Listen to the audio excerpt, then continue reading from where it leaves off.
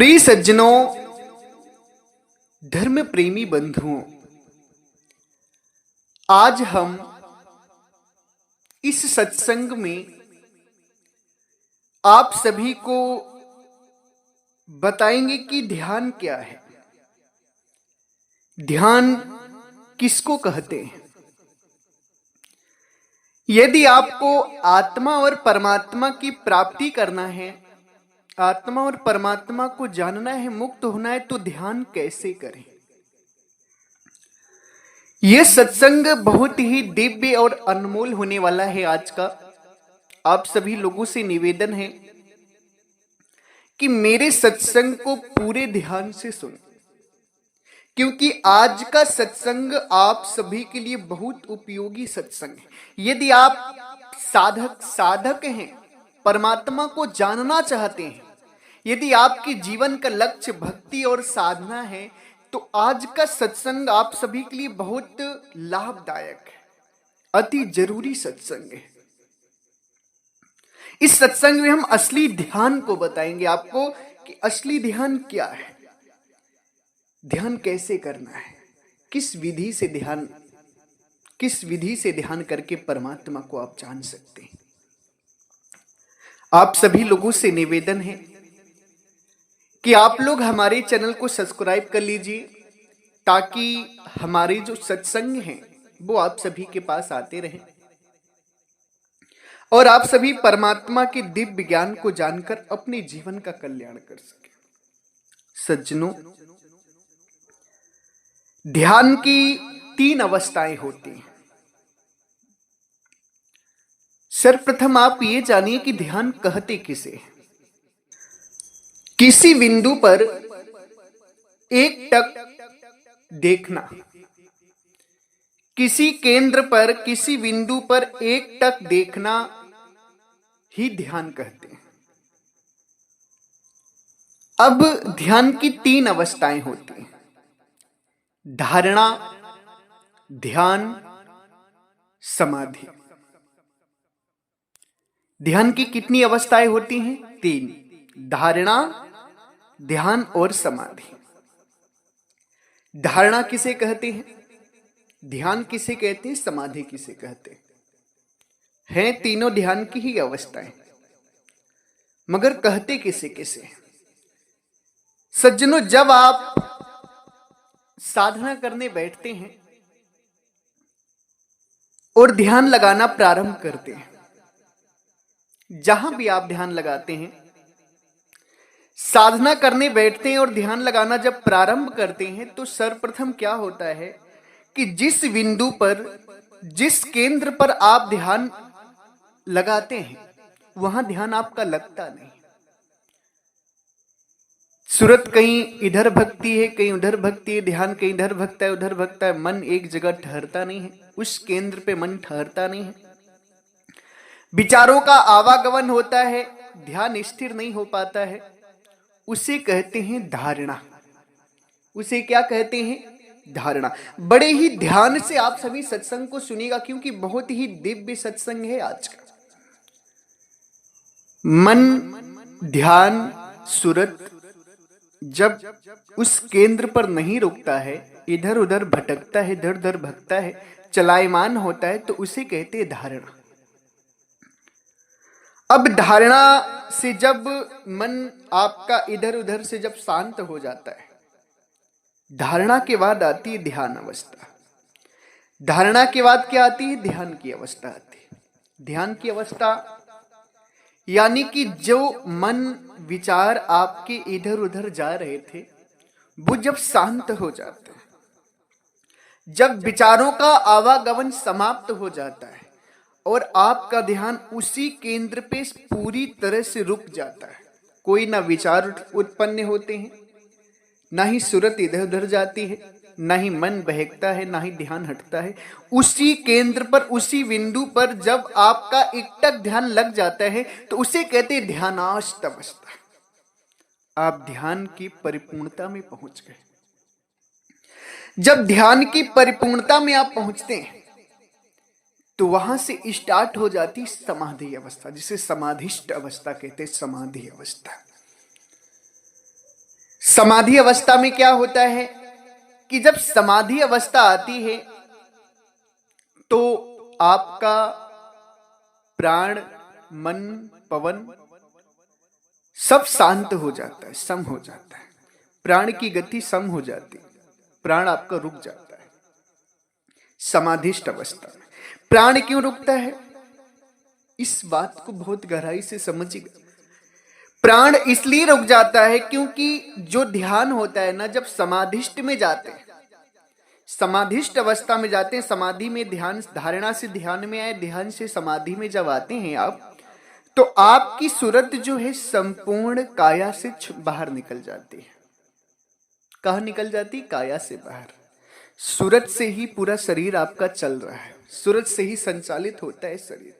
और ध्यान करने के बाद जब समाधि अवस्था में आप पहुंचते हैं तो सूरत आपकी काया से बाहर निकल जाती है, इसलिए मन और पवन, प्राण सब शांत हो जाते हैं। उस समाधि अवस्था है, उसे समाधिष्ट अवस्था कहते हैं।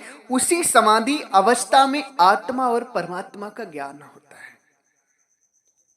उसी समाधि अवस्था में आत्मा परमात्मा का ज्ञान होता है। कब? जब धारणा से ध्यान में आओगे, ध्यान से समाधि में आओगे, और समाधि में तुम्हें आत्मा परमात्मा का ज्ञान होगा। क्योंकि समाधिष्ट अवस्था जो होती है ना, उस अवस्था में आपका प्राण भी सम हो जाता है, मन भी स्थिर हो जाता है, तन भी स्थिर हो जाता है, और पवन स्थिर हो जाता है। तो क्या होता है कि आपके अंदर का जो सूर्य है वो उदय होने लगता है। जैसे इस प्रकृति में, इस ब्रह्मांड में आप देख रहे हैं कि ब्रह्म का सूर्य उदय हो रहा है। ब्रह्म का कितनी गर्मी हो रही, सूर्य उदय होता है, धूप लगती।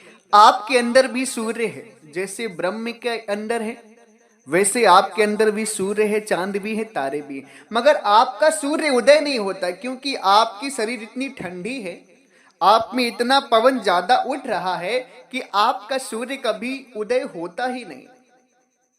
और उसी समाधिष्ट अवस्था में जब आप जाते हैं तो सूर्य उदय हो जाता है। उसी को तुरीय अवस्था भी कहते हैं। तुरीय अवस्था में सूर्य उदय हो जाता है। तो सज्जनों, आपकी जो ध्यान की तीनों अवस्थाएं क्या क्या है? धारणा, ध्यान, समाधि।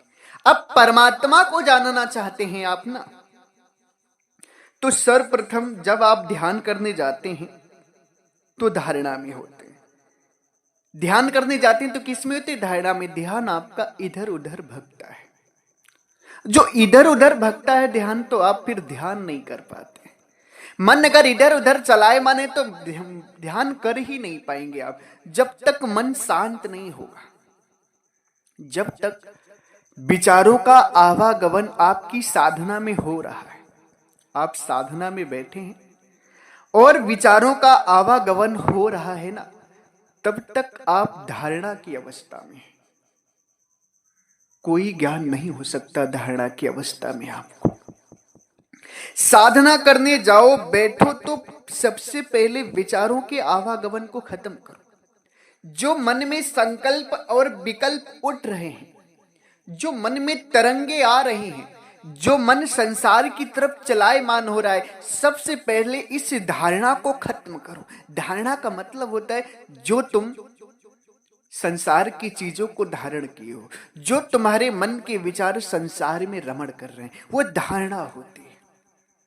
उसे खत्म करो। जब तुम मन को शांत कर लोगे, धारणा को खत्म कर दोगे, तब साहिब क्या कहते हैं? मन शांत हो गया तो क्या कहते हैं? मन ठहरा तो जानी, अन सूझे सब सुझाए, जीव अंधियारे भवन में दीपक बार दिखाई। सदगुरु कहते हैं कि मन ठहरा तो जानिए, अन सूझे सब सुझाए।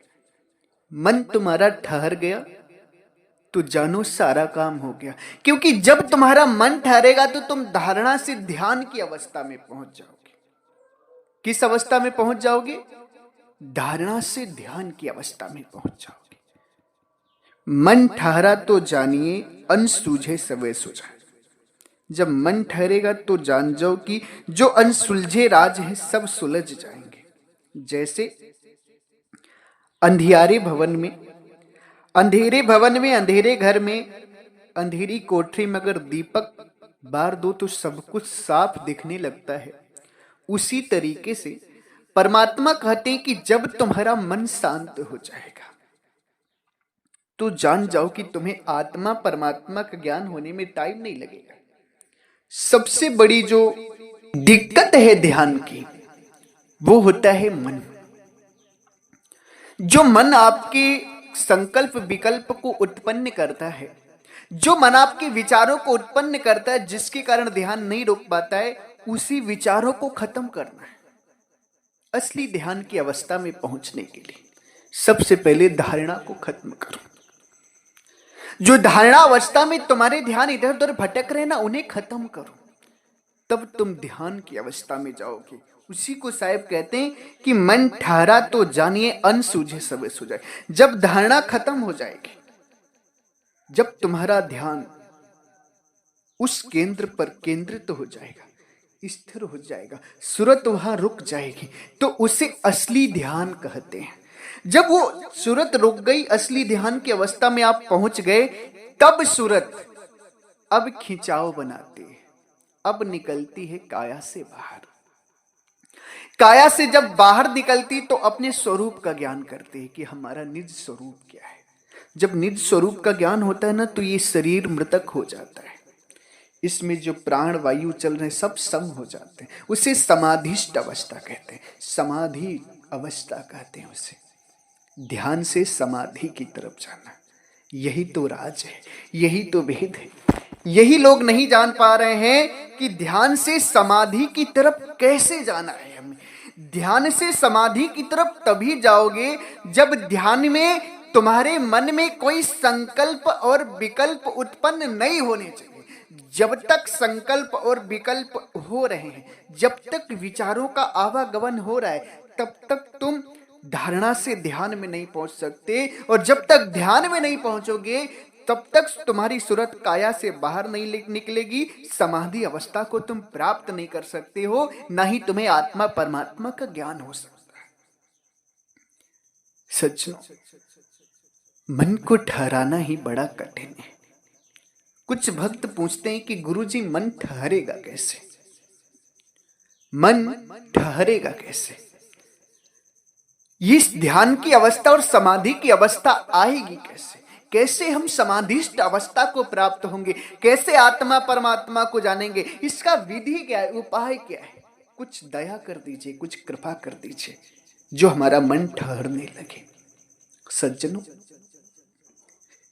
मैं आपको बताता हूं कि धारणा से ध्यान में कैसे पहुंचना है, धारणा से ध्यान में कैसे पहुंचना है, और ध्यान से समाधि में कैसे पहुंचना है। बहुत ही गहराई की बात है, बड़े ही ध्यान से श्रवण करिएगा। जब आप साधना में बैठते हैं तो सर्वप्रथम जो स्थान मैंने बताया है अधर का, वहां अपने ध्यान को केंद्रित करने की कोशिश करनी है। और वहां जब कोशिश करनी, तो आपके मन में कोई भी विचार उत्पन्न नहीं होना चाहिए, न संसार का, न घर परिवार का, न खेती बाड़ी का, न बिजनेस का, न नौकरी का, न बच्चों का। कोई भी विचार, कोई भी संकल्प और विकल्प उत्पन्न नहीं होना चाहिए। जब संकल्प विकल्प तुम शांत कर दोगे और जब ध्यान तुम्हारा लग जाएगा, सूरत तुम्हारी एक जगह पे केंद्रित हो जाएगी ना, तो वो जो समाधि की अवस्था है वो अपने आप प्रकट होगी। समाधि अवस्था को आपको सोचना नहीं है। जब आप धारणा से ध्यान में जाएंगे, तो ध्यान में जब आपकी सूरत स्थिर हो जाएगी ना, तो वो समाधिष्ट अवस्था अपने आप प्रकट होगी, अपने आप सूरत काया से बाहर निकलेगी। फिर आपको कुछ नहीं करना है, बस वहां केंद्रित रहना है उसी स्थान पर। बस आपको ध्यान को रोकना है। यही सबसे बड़ी आपकी कसौटी है, यही सबसे बड़ी आपकी परीक्षा है कि आपको ध्यान को रोकना है वहां पर। क्योंकि परमात्मा सदगुरु कबीर साहब कहते हैं कि मन ठहरा तो जानिए, अनसूझे सवे सुझाए। मन ठहरेगा तभी तुम्हें उस चीज का ज्ञान होगा। सदगुरु क्या कहते हैं? तन थिर मन थिर पवन थिर, सुरत निरत थिर होई, कहीं कबीरता संत का पला न पकड़े कोई। बड़ी अद्भुत बात कहते हैं साहिब, ध्यान से संबंधित, साधना से संबंधित। तन भी थिर होना चाहिए, एक जगह बैठ जाओ। मन भी थिर होना चाहिए, विषय विकारों में मन तुम्हारा जाना नहीं चाहिए। मन कहिए चाहे सूरत कहिए चाहे ध्यान कहिए, तीनों एक ही चीज है। मन सूरत ध्यान एक ही चीज। मन तुम्हारा थिर हो जाए, तन थिर मन थिर, तन थिर मन थिर। तन भी थिर हो और मन भी थिर हो। मन विषय विकारों में नहीं जाना चाहिए। पवन थिर, जो तुम्हारे अंदर पवन चल रहा है उस पवन को भी थिर करना। वो पवन कैसे थिर होगा? वो साधना करेंगे आप, थिर हो जाएगा। अब साधना करते रहेंगे, अपने आप पवन थिर होता रहेगा। फिर साहब क्या कहते हैं? सुरत निरत थिर हो। ध्यान जो तुम्हारा उस केंद्र पर केंद्रित तो होना चाहिए। उसके बाद कहीं कबीरता संत का पला न पकड़े कोई। फिर जिसका तन भी थिर हो गया, मन भी थिर हो गया और पवन भी थिर हो गया, सूरत भी स्थिर हो गई, केंद्रित हो गई मूल ठिकाने पर, तो सदगुरु कहते हैं उसका कोई पला नहीं पकड़ सकता, वो मुक्त हो जाएगा संत। उसे धरती की कोई भी ताकत रोक नहीं सकती आत्मा परमात्मा का ज्ञान करने से। और तन मन थिर होगा कैसे? सदगुरु कहते हैं कि तन मन थिर कैसे होगा? कि सुमिरन माही लगाई दे, सूरत आपनी सोई, कहीं कबीर संसार गुण तुझे न व्यापे कोई। सदगुरु कहते सुमरन यानी कि ध्यान। सुमरन ध्यान को कहते हैं, याद करना। प्रभु को याद करने में, ध्यान करने में अपनी सूरत लगा दो। संसार का कोई भी गुण यानी कि विचारों का आवागमन, संकल्प और विकल्प तुम्हें एक भी नहीं होना चाहिए। अगर तुम परमात्मा को जानना चाहते हो तो संकल्प और विकल्प को तुम्हें शांत करना ही होगा। जब तक संकल्प विकल्प तुम्हारे शांत नहीं होंगे, विचारों का आवागमन समाप्त नहीं होगा, मन थिर नहीं होगा, तब तक तुम उस भेद को जान ही नहीं सकते, धारणा से ध्यान में पहुंच ही नहीं सकते। सबसे बड़ी चीज है धारणा से ध्यान की तरफ पहुंचना। धारणा से ध्यान की तरफ पहुंचना, क्योंकि धारणा में जब तक तुम फंसे हो, धारणा में क्या होता है? मन इधर उधर जाता है, कल्पनाओं में जाता है, विचारों में ले जाता है, संकल्प विकल्प उत्पन्न करता है, और वही तुम्हारे लिए काल है। काल कोई दूसरा नहीं, काल कोई दूसरा नहीं। परमात्मा सदगुरु क्या कहते हैं? काल काल सब कोई कहे, काल न चीन्हे कोई, जेती मन की कल्पना, काल कहावे सोई। सदगुरु कहते हैं संसार में काल काल सबको ही कहता है, मगर काल को कोई नहीं जान पाता। काल यानी कि जन्म मरण में डालने वाला, काल यानी कि आपको मारने वाला, काल यानी कि आपको दुख देने वाला। सबको ही कहता है काल है, काल है, काल है, मगर असली काल को कोई चीन ही नहीं पा रहा है कि असली काल है क्या। साहब क्या कहते हैं? जेती मन की कल्पना, जितने तुम्हारे मन की कल्पनाएं हैं ना, यही सबसे बड़ा काल है, यही असली काल है। जेती मन की कल्पना, काल कहावे सोए। और जब तक साधना में तुम्हारी कल्पनाएं उठ रही हैं, तब तक तुम काल के फांस में फंसे हुए हो। उसी को साहिब कहते हैं कि मन ठहरा तो जानिए, मन को ठहराओ, यानी कि मन जो तुम्हारा है, मन जो तुम्हारा है, विषयों में नहीं जाना चाहिए, विचारों में नहीं जाना चाहिए। अब यहीं पर एक बहुत बड़ी गलती कर देते हैं लोग, संत लोग क्या कर देते हैं गलती, कि यहां पर क्या कहते हैं कि मन को मार देना है। नहीं, मन को मारना नहीं है। संत क्या कहते हैं कि यहां पर मन को मार देना है, मन को मारना नहीं, ना ही मन मर सकता है। सदगुरु क्या कहते हैं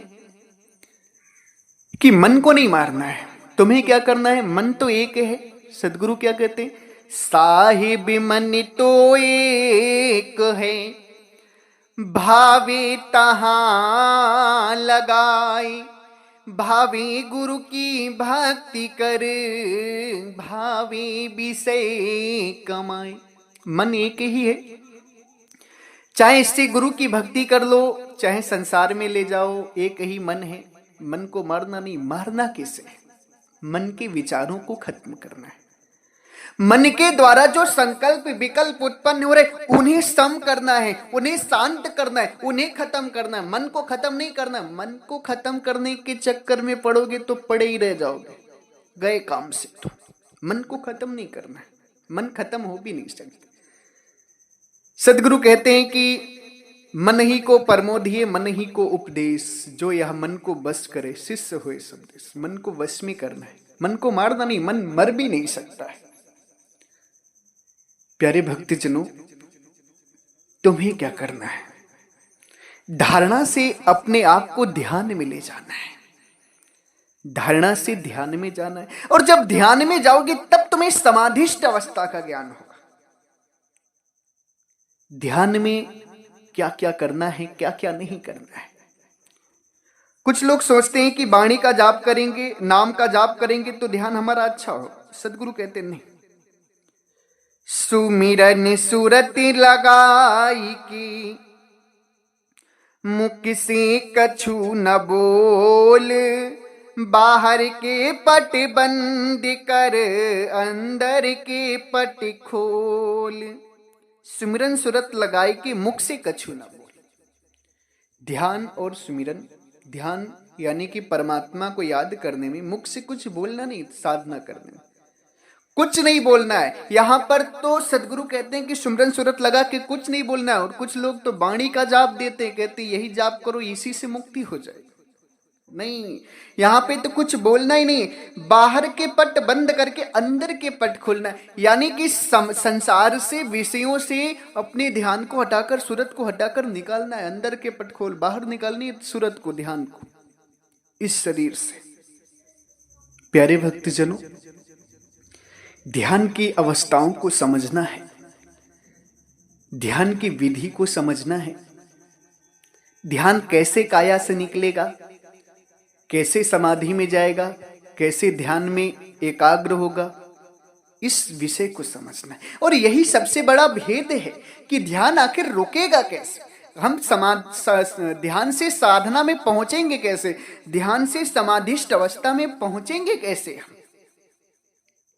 कुछ लोग कहते हैं क्या उपाय, कैसे मन शांत होगा, कैसे ध्यान शांत होगा, कैसे मन हमारा पवन शांत होगा। मैं एक ही उपाय बताता हूं, बस ध्यान को रुकाने की कोशिश करो, ध्यान को रोकने की कोशिश करो, मन को ठहराने की कोशिश करो। क्योंकि जब मन ठहरेगा तो सारा काम हो जाएगा। साहिब क्या कहते हैं, एक है साधे सब सदे, सब साधे सब जाए।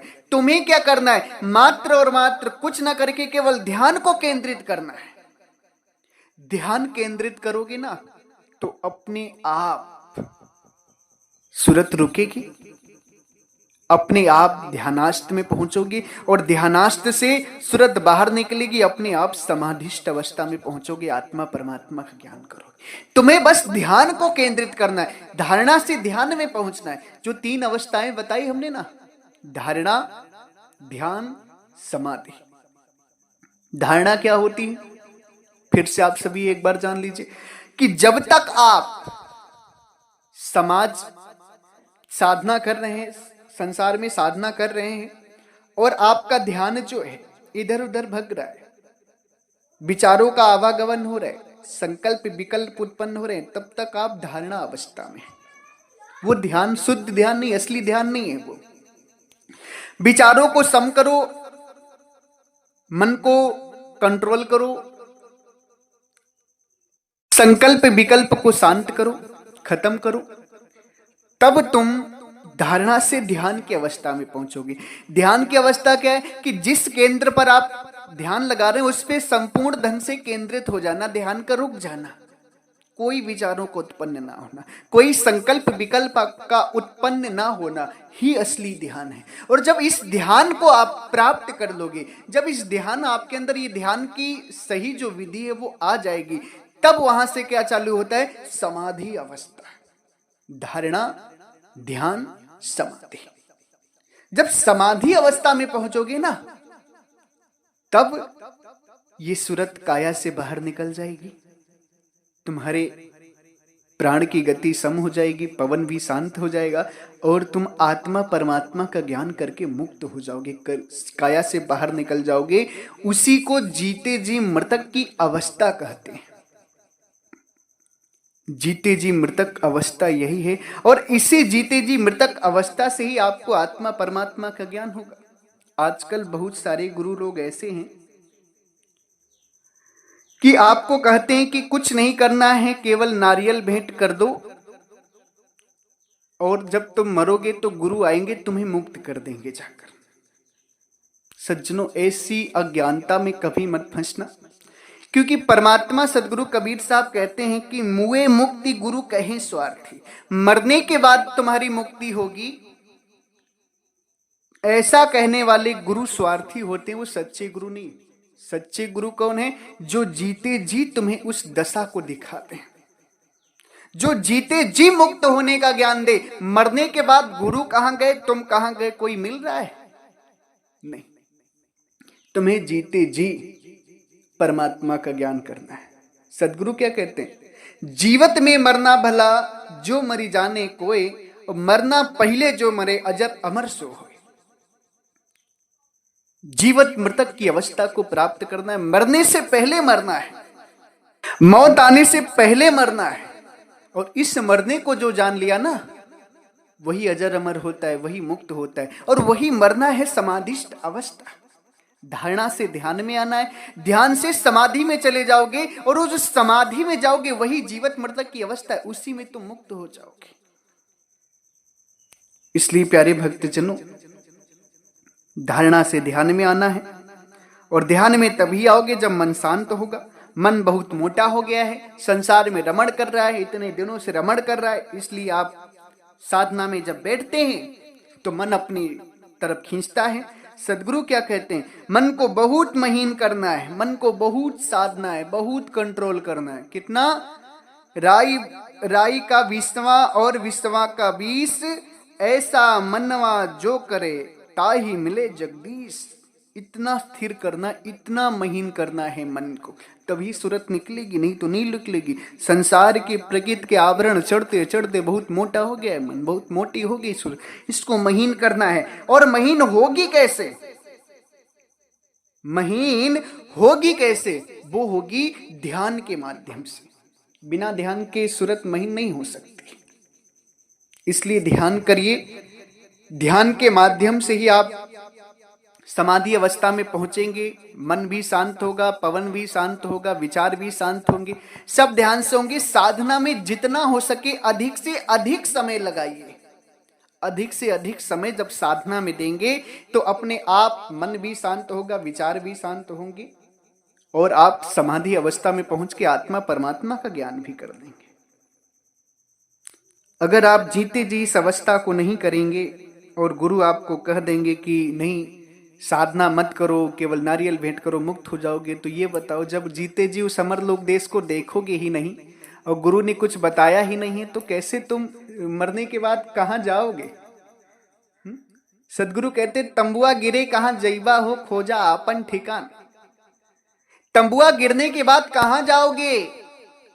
अपना ठिकाना तो जान लो। और जब तक जीते जी ठिकाना नहीं जानोगे, तब तक तुम मरने के बाद 84 जाओगे, मुक्त नहीं हो सकते। इसलिए जीते जी मुक्ति पाने की कोशिश करो, और जीते जी धारणा से ध्यान और ध्यान से समाधि में पहुंचना है। तो 19-20 नवंबर को मुक्ति महामहोत्सव भंडारा गाजीपुर की धरा पर होने वाला है, जिसमें आप सभी सादर आमंत्रित हैं। अगर जीते जी मृतक का ज्ञान पाना है, जीवित रहते हुए मरना है, आत्मा परमात्मा का ज्ञान प्राप्त करना है, मुक्ति करनी है, अपने अमर लोक देश को जाना है ना, तो 19-20 नवंबर को मुक्ति महामहोत्सव भंडारा गाजीपुर की धरा पर होने वाला है, जिसमें आप सभी आए। आप सभी को मुक्ति का ज्ञान, आत्मा परमात्मा की प्राप्ति का ज्ञान दिया जाएगा। यहां आने का जो पता है वो आप सभी नोट कर लीजिए। यदि आपके यहां से, आपके जिले से गाजीपुर सिटी रेलवे स्टेशन तक के लिए ट्रेन मिलती है तो अति उत्तम है। आप गाजीपुर सिटी रेलवे स्टेशन के लिए ट्रेन पकड़ लें और गाजीपुर सिटी रेलवे स्टेशन उतर जाएं। वहां से ऑटो पकड़ें, कहें कि हमें चौकिया मोड़ मनुआपुर बाजार जाना है। मात्र स्टेशन से 4 किलोमीटर है। चौकिया मोड़ मनुआपुर बाजार जाना है, स्टेशन से 4 किलोमीटर है। चौकिया मोड़ मनुआपुर बाजार में जब आप उतरेंगे तो बाजार के ही रोड में भव्य सफेद दरबार बना हुआ है परमात्मा सदगुरु कबीर साहिब का, भव्य सफेद दरबार। उसी दरबार के अंदर आप आ जाएं। बाजार में ही आश्रम स्थित है, आप सभी को कोई दिक्कत नहीं होगी। अगर आप सभी को गाजीपुर सिटी रेलवे स्टेशन के लिए ट्रेन नहीं मिलती है तो यहाँ बगल में बहुत बड़ा स्टेशन है जिसका नाम है वाराणसी जंक्शन, वाराणसी काशी। वैसे तो उसका शुद्ध नाम काशी है, बनारस है, मगर स्टेशन का जो मेन नाम है उसका है वाराणसी जंक्शन। यही बड़ा स्टेशन है और वाराणसी जंक्शन के लिए ज्यादातर जिलों से गाड़ियां मिल जाती हैं। तो आप सभी वाराणसी जंक्शन के लिए ट्रेन पकड़ लें, वाराणसी जंक्शन उतरें। वहां से हमेशा आपको ट्रेनें भी मिलेंगी गाजीपुर के लिए, 75 किलोमीटर है। बसें भी मिलेंगी हमेशा, रात बिरात कभी भी आपको ट्रेन बसें मिलेंगी। गाजीपुर बस स्टैंड उतरिए, चाहे रेलवे स्टेशन उतरिए, रात में कभी भी उतरिए, आपको हमेशा गाजीपुर से भी गाड़ियां मिलेंगी। बस स्टैंड और रेलवे स्टेशन से आ जाइए। चौकिया मोड़ मनुआपुर बाजार के लिए ऑटो पकड़ करके मात्र 4 किलोमीटर है, वहीं आप सभी पहुंचे। वहीं सदगुरु का दिव्य दरबार लगेगा, दरबार बना हुआ है, भंडारा होगा, मुक्ति महामहोत्सव, जिसमें अधर निराधार की परमात्मा की प्राप्ति की दिव्य साधना दी जाएगी। इसी के साथ हम अपनी वाणी को विराम देते हैं। अगर हमारी वाणी, वचनों से, शब्दों से आप सभी किसी भी संत महापुरुष भक्त हंस जनों को कष्ट लगा हो या दुख लगा हो तो हम आप सभी से क्षमा प्रार्थी हैं। आप लोग मुझे क्षमा करें। मैंने आपको दुख देने के लिए ये सब सत्संग नहीं सुनाया है। हम तो आपकी मुक्ति चाहते हैं, आपको परमात्मा का दिव्य ज्ञान का अनुभव हो, असली ज्ञान मिले, आप सभी का कल्याण हो, इसीलिए हमने सत्संग बोला है। कोई आपसे दुश्मनी नहीं है कि हम आपसे दुश्मनी है इसलिए आपको हम अपशब्द बोल रहे हैं, ऐसा कुछ भी नहीं है। आप लोग मेरी बात को समझें और परमात्मा के दिव्य ज्ञान को जानकर साधना करें, अपनी जीवन का कल्याण करें। इसी के साथ एक बार प्रेम से बोलिए, सर्वव्यापक सर्वपूजनी परम पिता परमात्मा सदगुरु बंदी छोर कबीर साहब को साहब बंदगी साहिब।